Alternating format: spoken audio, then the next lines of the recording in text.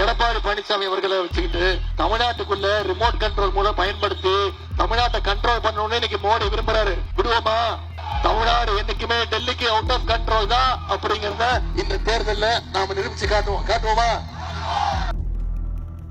வீடுதோறும் அரசு சேவைகள், மருத்துவம் தொடர்ந்திட ஸ்டாலின் தொடரட்டும், தமிழ்நாடு வெல்லட்டும். எனக்கு அவர் கூடவே இருக்கணும் போல இருக்கு. நீ இப்படி அவர் கூடயே இருக்க முடியும்? டயா பூஸ்டர் சுகரை கண்ட்ரோல் பண்ணும், உங்க ஆரோக்கியத்தை மீட்டு தரும். சர்க்கரையை கட்டுப்படுத்துறதுக்கான எளிமையான வழிமுறை, இயற்கையான வழிமுறை. அனைத்து மருந்து கடைகளிலும் கிடைக்கும். முதல்ல இவ்வளவு சிறப்பான எழுச்சியான அன்பான வரவேற்பை கொடுத்திருக்கக்கூடிய உங்க அத்தனை பேருக்கும் முதல்ல என்னுடைய நன்றியை நான் தெரிவிச்சுக்கிறேன். நான் இங்க வந்து நம்முடைய துறைமுகத்துக்கு வந்து உங்களை எல்லாம் உதயசூரியன் சின்னத்துல தயவு செய்து வாக்களிங்க, அண்ணன் சேகர் பாபு அவர்களை மீண்டும் வெற்றி பெற வைங்க அப்படின்னு உங்ககிட்ட கேட்கலான்னு வந்தேன். ஆனா இங்க வந்ததுக்கு அப்புறம் தான் தெரியுது நீங்க எல்லாம் ஏற்கனவே முடிவு பண்ணி வெற்றியை இறுதி செஞ்சு வச்சீங்க. நிச்சயம் பண்ணிடுவீங்களா? வெற்றி உறுதியா? என்ன சின்னம்? கையாடி காட்டி சொல்லுங்க, எந்த சின்னம்? உதயசூரியன் சின்னத்துல அண்ணன் சேகர் பாபு அவர்களுக்கு வாக்களிச்சு போன சட்டமன்ற தேர்தலில் 32,000 வாக்கு வித்தியாசத்துல ஜெயிக்க வச்சீங்க. இந்த முறை குறைஞ்சது 50,000 வாக்கு வித்தியாசத்துல அண்ணன் சேகர் பாபு அவர்களை ஜெயிக்க வைக்கணும். செய்வீங்களா? நிச்சயம் செய்வீங்க, நம்பிக்கை எனக்கு இருக்கு. முதல்ல இந்த நிகழ்ச்சி எவ்வளவு சிறப்பா ஏற்பாடு செஞ்சிருக்கக்கூடிய நம்முடைய வெற்றி வேட்பாளர் அண்ணன் சேகர் பாபு அவர்களுக்கும், நாடாளுமன்ற உறுப்பினர் அண்ணன் திரு தயாநிதி மாறன் அவர்களுக்கும், பகுதி செயலாளர்கள் அண்ணன் முரளி, அண்ணன் ராஜசேகர், சென்னை மாநகர மேயர் சகோதரி பிரியாராஜன், தொகுதி பார்வையாளர் திரு நரேந்திரன், எழும்பூர் வேட்பாளர் தமிழன் பிரசன்னா, வில்லிவாக்கம் வேட்பாளர் திரு கார்த்திக், தலைமை செயற்குழு உறுப்பினர் விஜயகுமார், மண்டல குழு தலைவர் ஸ்ரீராமலு, மாமன்ற உறுப்பினர்கள் ராஜேஷ் ஜெயின், ஆசாத், பரிமளம், நவீன், பொதுக்குழு உறுப்பினர்கள் கலைச்செல்வி, இப்ராஹிம் கனி, இளைஞரணி அமைப்பாளர் வானவில் விஜய், துணை அமைப்பாளர்கள் ஜெகதீஷ், உசேன்,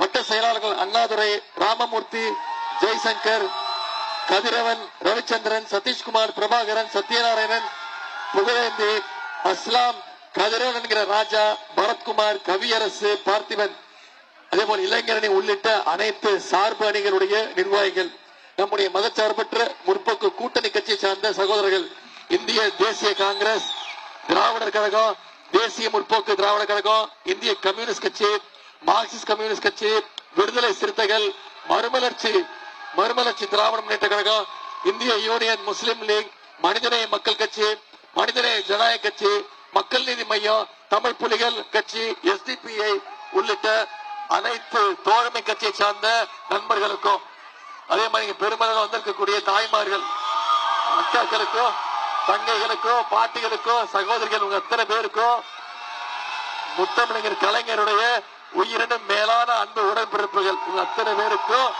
என்னுடைய நன்றியை நான் தெரிவிச்சுக்கிறேன். அண்ணன் சேகர் பாபு அவர்களை பத்தி நான் உங்களுக்கு சொல்லணுமா? அவரை பத்தி நான் உங்ககிட்ட சொல்லணுமா? என்னைக்குமே மக்களோட மக்களாக இருந்து 24 மணி நேரமும் உழைக்கக்கூடியவர் அண்ணன் சேகர் பாபு அவர்கள். அவர் மட்டும் இல்ல, அவர் மத்த கழக நிர்வாகிகளையும் ஒரு நிமிஷம் கூட ரெஸ்ட் எடுக்க விட மாட்டாரு. சாதாரண நேரத்திலே அப்படின்னா தேர்தல் நேரத்துல சொல்லவே தேவையில்லை. கழக பணி, மக்கள் பணின்னு எந்நேரமும் களத்துல சுற்றி சோழ்பவர் தான் அண்ணன் சேகர் பாபு அவர்கள். அதனால நம்முடைய சேகர் பாபு அவர்களை நம்முடைய தலைவர் எப்பவுமே செயல்பாபுன்னு குறிப்பிட்டு பேசுவார். இந்த முறை நாம நிரூபிச்சு காட்டணும், அவர் வெறும் செயல்பாபு கிடையாது, புயல் பாபுங்கிறத இந்த சட்டமன்ற தேர்தலில் நிரூபிச்சு காட்டணும். அந்த அளவிற்கு புயலை போல வேகமா செயலாற்றக்கூடியவர். ஏன் இந்த துறைமுகம் பகுதியில அது மட்டும் இல்ல, இன்னைக்கு துறைமுகம் பகுதி மட்டும் இல்ல, இன்னைக்கு வட சென்னை பகுதி முழுக்க அவருடைய கால் அடிப்படாத இடமே கிடையாது அப்படின்னு சொல்ற அளவுக்கு சுற்றி சுழலி செயலாற்றுபவர் அண்ணன் சேகர் பாபு அவர்கள். நானும் அவருடைய அழைப்பின் பேர்ல பல முறை இந்த வட சென்னை பகுதிக்கு, குறிப்பா துறைமுக பகுதிக்கு வருகை தந்திருக்கிறேன். முன்னாடி எல்லாம் பாத்தீங்கன்னா மாசத்துக்கு 2 முறை கூப்பிடுவார், 15 நாளைக்கு ஒரு முட்டை கூப்பிடுவார். அப்புறம் பாத்தீங்கன்னா வாரத்துக்கு ஒரு முறை கூப்பிட ஆரம்பிச்சாரு. அதுக்கப்புறம் வாரத்துக்கு 2 முறை 3 முறை கூப்பிட ஆரம்பிச்சாரு. நான் பல முறை சொல்லி இருக்கிறேன், என்னுடைய சேப்பாக்க திருவல்லிக்கேணி தொகுதிக்கு போனதை விட இந்த துறைமுக தொகுதிக்கு தான் அடிக்கடி வந்திருக்கிறேன். கரெக்டா? இப்ப கூட பாருங்களேன், நானும் ஒரு தேர்தல் வேட்பாளர், தெரியுமா உங்களுக்கு? நானும் வேட்பாளர்மா, நானும் தேர்தலில் போட்டி போடுறேன், தெரியுமா? என்ன தொகுதி? சேப்பாக்கம் திருவல்லிக்கேணி தொகுதி. நான் சொன்னது மாதிரி ஆயிடுச்சு பாருங்க. இப்பவும் நான் என் தொகுதிக்கு போகாம அண்ணனுடைய தொகுதிக்கு அண்ணனுக்கு வாக்கு கேட்டு வந்திருக்கேன். ஏன்? என் தொகுதி வெற்றியை விட மிக மிக முக்கியம் அண்ணன் சேகர்பாபு அவருடைய வெற்றி. சேப்பாக்கம் திருவல்லிக்கேணி தொகுதி வெற்றியை விட மிக மிக முக்கியம் இந்த துறைமுகம் தொகுதியுடைய வெற்றி. இந்த முறை சேப்பாக்கம் திருவல்லிக்கேணியில நான் பெற வெற்றியை விட அதிகமான வெற்றியை அண்ணன் சேகர்பாபு அவர்களுக்கு நீங்க பெற்றுக் கொடுக்கணும். செய்வீங்களா? இன்னொன்னு ஞாபகம், நீங்க வெறும் எம்எல்ஏக்கு வாக்கு போடல, சட்டமன்ற உறுப்பினரை தேர்ந்தெடுக்கல, நீங்க ஒரு முக்கியமான அமைச்சருக்கு வாக்கு போடுறீங்க. முக்கியமான அமைச்சரை தேர்ந்தெடுத்து அனுப்ப போறீங்க.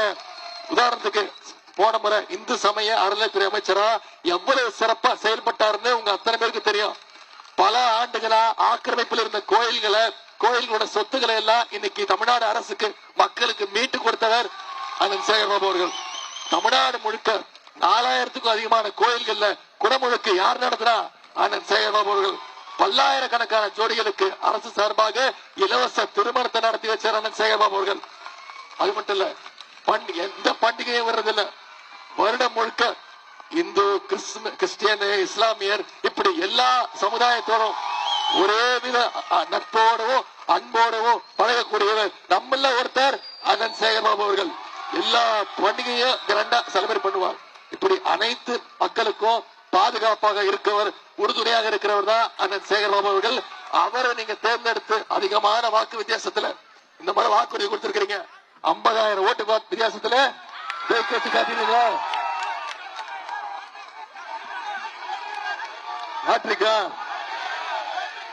ஹாட்ரிக் கன்ஃபார்மா? ஹாட்ரிக் வெற்றியை அடிச்சுட்டாங்க. இந்த முறை நம்முடைய தலைவர் மீண்டும் முதலமைச்சராக போது உறுதி. அதுல சென்னையில 16 தொகுதி, சென்னையில 16 தொகுதியும் போன முறை வெற்றி பெற்றோம். இந்த முறையும் 16 தொகுதி வெற்றி நிச்சயம். அதே மாதிரி கிழக்கு மாவட்டத்துல அனைத்து தொகுதியிலையும் போன முறை வெற்றி. இந்த முறை கிழக்கு மாவட்டத்துல அதை விட அதிகமான வாக்கு வித்தியாசத்துல ஜெயிக்க வைக்கணும். இன்னைக்கு யாரா இருக்கட்டும், அந்த சேகர்பாபு அவர்களா இருக்கட்டும், நம்முடைய முதலமைச்சரா இருக்கட்டும், மக்களை போய் சந்திக்கிறோம். மக்களை போய் தைரியமா உரிமையோட வாக்கு கேட்கிறோம். உதயசூரியன் சின்னத்துக்கு வாக்களிங்க. எந்த உரிமையோட கேட்கிறோம்? வெறும் தேர்தலுக்கு தேர்தல் மட்டும் மக்களை சந்திக்கிற இயக்கமா திமுக?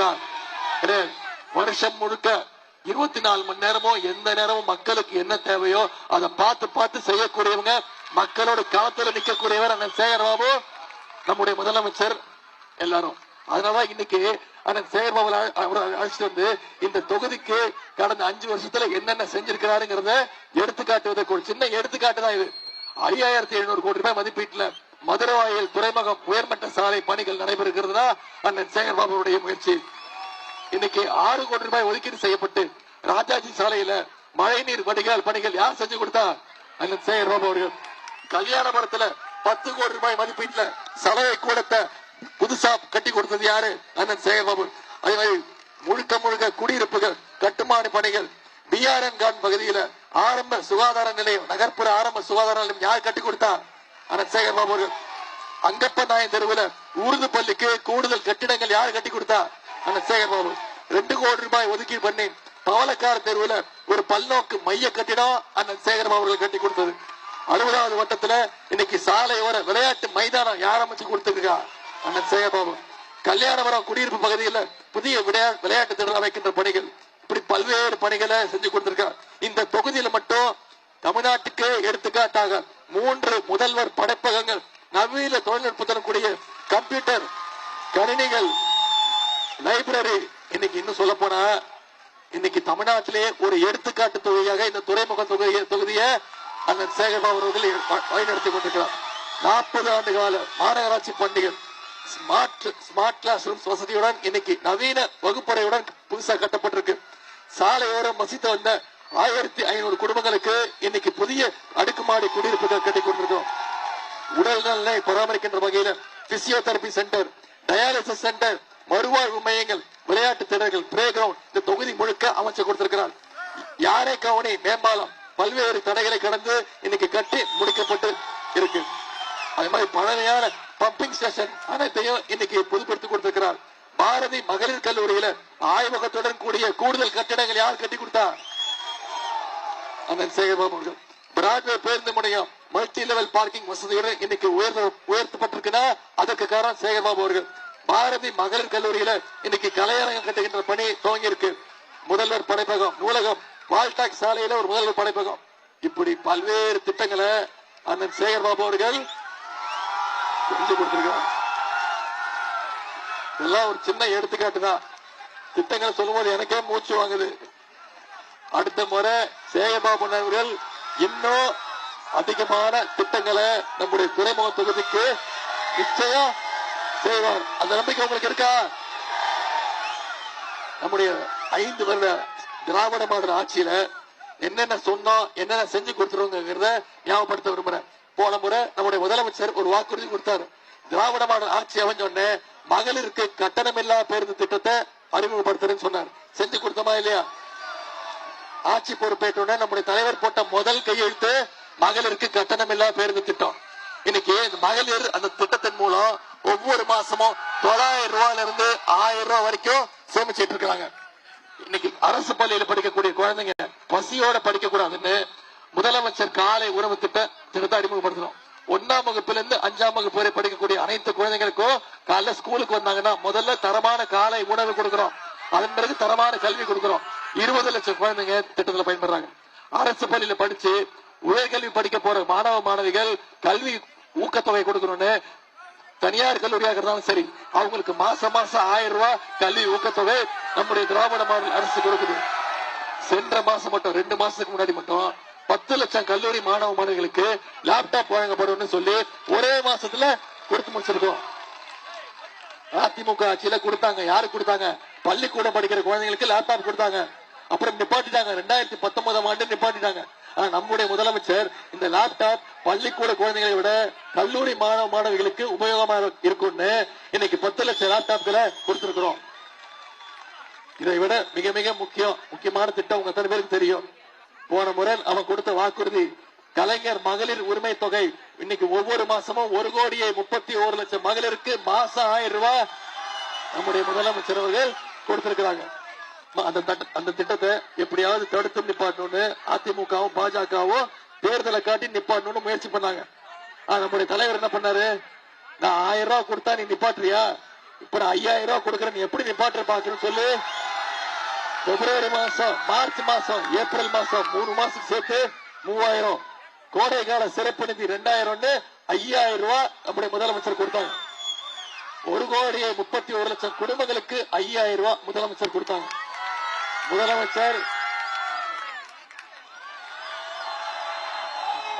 முதலமைச்சர் காலையில 6:30 மணிக்கு அக்கவுண்ட்ல அனுப்பிச்சாரு. ஆனா மகளிர் என்ன பண்ணீங்க? காலைல 9 மணிக்கெல்லாம் போய் பணத்தை எடுத்துட்டீங்க. அவ்வளவு ஷார்ப்பு. எங்க முதலமைச்சர் கொடுத்திருக்கிறாரு, எங்க அண்ணன் உரிமை தொகை கொடுத்திருக்கிறாரு, பேங்க்ல மினிமம் பேலன்ஸ் இல்லன்னு சொல்லி மோடி அரசு அந்த பணத்தை எடுத்துட போறாங்கன்னு மகளிர் போய் காலைல 9 மணிக்கு எடுத்தீங்க. நம்ம தமிழ்நாட்டு மகளிர் அவ்வளவு ஷார்ப்பு.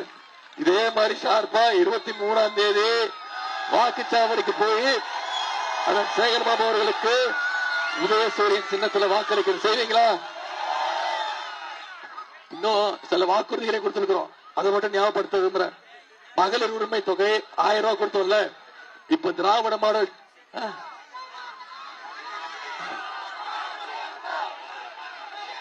நம்ம 5 நிமிஷம். மகளிர் உரிமை தொகை 1000 ரூபாயில இருந்து திராவிட மாடல் 2.2 ஆட்சி அமைஞ்சோன்னு 2000 ரூபாய் உயர்த்தி தருவேன்னு முதலமைச்சர் வாக்கி கொடுத்திருக்கிறோம். OAP முதியோர் உதவி தொகை 1200 2000 ரூபாய் உயர்த்தி தருவேன்னு முதலமைச்சர் வாக்குறுதி. கல்வி ஊக்கத்தொகை 1000 இல்ல 1500 ரூபாய் உயர்த்தி தருவேன்னு முதலமைச்சர் வாக்குறுதி கொடுத்திருக்கிறார். பல்வேறு வாக்குறுதி கொடுத்திருக்கிறோம். இந்த முறை அடுத்த 5 வருஷம் 35 லட்சம் மாணவ மாணவிகளுக்கு லேப்டாப் கொடுப்போம்னு வாக்குறுதி கொடுத்திருக்கிறோம். எல்லாத்தோட முக்கியமான திட்டம் உங்க எத்தனை பேருக்கு தெரியும்?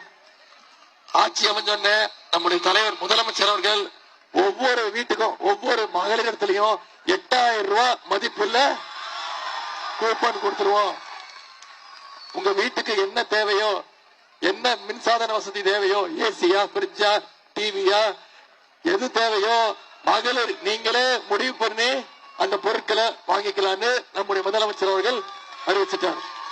நாம இவ்வளவு திட்டங்களை செயல்படுத்தினதுனால்தான் இன்னைக்கு நம்முடைய தமிழ்நாடு இந்தியாவிலேயே வளர்கின்ற மாநிலங்கள்ல 11.19% வளர்ச்சியோடு முதல் இடத்துல இன்னைக்கு தமிழ்நாடு வந்திருக்கோம். நாம இவ்வளவு திட்டங்கள் செஞ்சிருக்கிறோம். நான் இவ்வளவு நேரம் சொன்னேன் இல்ல, இந்த 5 வருஷத்துல என்னென்ன திட்டங்கள் பண்ணோம், ஆட்சிக்கு வந்தா என்னென்ன வாக்குறுதிகள் கொடுப்போம், என்னென்ன திட்டங்கள் செய்வோம்னு வாக்குறுதி கொடுத்திருக்கிறேன். யோசிச்சு பாருங்க, கடந்த 5 வருஷம் ஒன்றிய பாஜக அரசு தமிழ்நாட்டுக்கு ஏதாவது பண்ணிருக்காங்களா? நம்ம கேட்கிற திட்டங்கள் கொடுக்கறாங்களா? நமக்கு வர வேண்டிய நிதி பகிர்வு கொடுக்கறாங்களா? கல்வி உதவித்தொகை மட்டும், கல்வி நிதி பகிர்வு மட்டும் 3500 கோடி வர வேண்டியது கொடுக்க முடியாதுட்டாங்க. நமக்கு எந்த திட்டமும் கொடுக்கறது இல்ல. போன பட்ஜெட்ல தமிழ்நாட்டுக்கு எந்த திட்டமும் இல்ல. போன பட்ஜெட்ல தமிழ்நாடுங்கிற பேரே இல்ல. தமிழ்நாடு தொடர்ந்து வஞ்சிக்கிற ஒன்றிய பாஜக அரசு தமிழ்நாடு நாம புறக்கணிக்கிறோமா வேணாமா? அதான் நம்முடைய தலைவர் மீண்டும் மீண்டும் சொல்றார், இந்த சட்டமன்ற தேர்தல் டெல்லி அணியா வெர்சஸ் தமிழ்நாடு அணியா? நாம தமிழ்நாடு அணி டெல்லி அணிய வீழ்த்தி வீட்டுக்கு அனுப்பணும். நான் டெல்லி அணி ஏன் சொல்றேன்? டெல்லி அணியில யார் யார் இருக்கா? டெல்லி அணியோட தமிழ்நாடு அணிக்கு கேப்டன் நம்முடைய தலைவர். டெல்லி அணிக்கு கேப்டன் யாரு?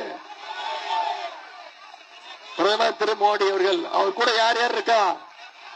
தமிழ்நாட்டுக்கு துரோகம் செய்கின்ற அந்த அடிமை கூட்டம் மோடி. மோடி கூட இருக்கக்கூடிய அடிமை கூட்டம் திரு எடப்பாடி பழனிசாமி.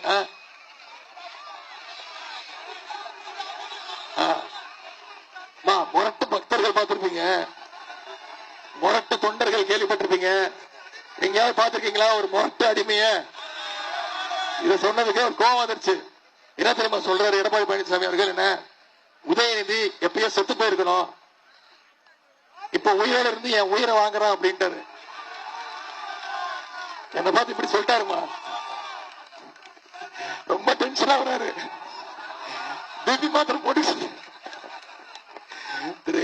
வரட்டு. அது யோசிச்சு பாருங்க.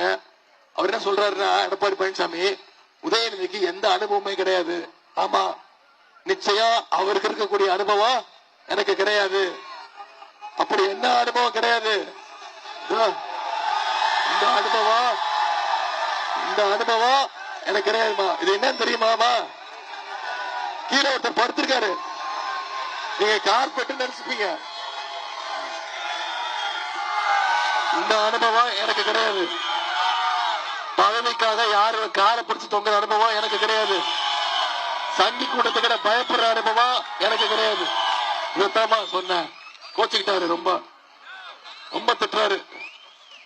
கொஞ்ச நாள்ல கெட்ட வார்த்தைலாம் பயன்படுத்துவாருன்னு நினைக்கிறேன். தயாரா இருக்கும், பாத்துக்கலாம். ஆனா நான் ஒன்னும் அவர் உயிரெல்லாம் எடுக்க விரும்பலமா. அவர் நல்ல ஆரோக்கியத்தோடு உடல் நலத்தோடு இன்னும் 11 வருஷம் இருக்கணும். அதிமுகவுடைய நிரந்தர பொதுச் செயலராக அவரா இருக்கணும். அப்பதான் நமக்கு பெஸ்ட். கரெக்டா? இப்ப என்ன சொல்றாரு, பதவி வரும்போது ஒருத்தங்க காலில் விழுந்து ஆசீர்வாதம் வாங்குறது எவ்வளவு நல்ல பண்பாடு தெரியுமா? உடனே எனக்கு அந்த பண்பாடு கிடையாதான். நான் கேட்கிறேன், அந்த அம்மா காலை பிடிச்சு பதவி வாங்கினீங்கல்ல, பதவி வாங்கின உடனே அந்த அம்மா காலை வாரி விட்டீங்களா இல்லையா? இப்ப என்ன கேட்டாரு, அந்த அம்மாவை பார்த்து, நீயா என்ன முதலமைச்சராக்குறேன்னு கேட்டாரு. இப்படி யார் யார் காலெல்லாம் விழுந்திருக்கிறாரோ அவங்க அத்தனை பேர் காலையும் வாரி விட்டவர் தான் திரு எடப்பாடி பழனிசாமி அவர்கள். இன்னைக்கு அந்த எடப்பாடி பழனிசாமி அவர்களை வச்சுக்கிட்டு தமிழ்நாட்டுக்குள்ள ரிமோட் கண்ட்ரோல் மூலம் பயன்படுத்தி தமிழ்நாட்டை கண்ட்ரோல் பண்ணணும்னு இன்னைக்கு மோடி விரும்புறாரு. விடுவோமா? தமிழ்நாடு என்னைக்குமே டெல்லிக்கு அவுட் ஆஃப் கண்ட்ரோல் தான் அப்படிங்கறத இந்த தேர்தலில் நாம நிரூபிச்சு காட்டுவோமா? உங்களை எல்லாம் அன்போடு கேட்கிறேன், பண்போடு கேட்கிறேன், பாசத்தோடு கேட்கிறேன், உரிமையோடு கேட்கிறேன், உங்க வீட்டு பிள்ளையாக இருந்து கேட்கிறேன், இன்னும் பெருமையா சொன்ன தலைவருடைய மகனாக இருந்து கேட்கிறேன், இன்னும் பெருமையா குறிப்பா சொன்னா முத்தமிழ் டாக்டர் கலைஞருடைய பேரனாக இருந்து கேட்கிறேன். உதயசூரி சின்னத்திலே அதன் சேகர்பாபு அவர்களுக்கு வாக்களிச்சு மிக அதிகமான வாக்கு வித்தியாசத்துல அவர் ஜெயிக்க வச்சு சட்டமன்றத்துக்கு அனுப்புங்க கேட்டுக்கொண்டு உங்களுடைய அன்புக்கும் வரவேற்புக்கும் நன்றி தெரிவித்து விடைபெறுகின்றேன். நன்றி, வணக்கம்.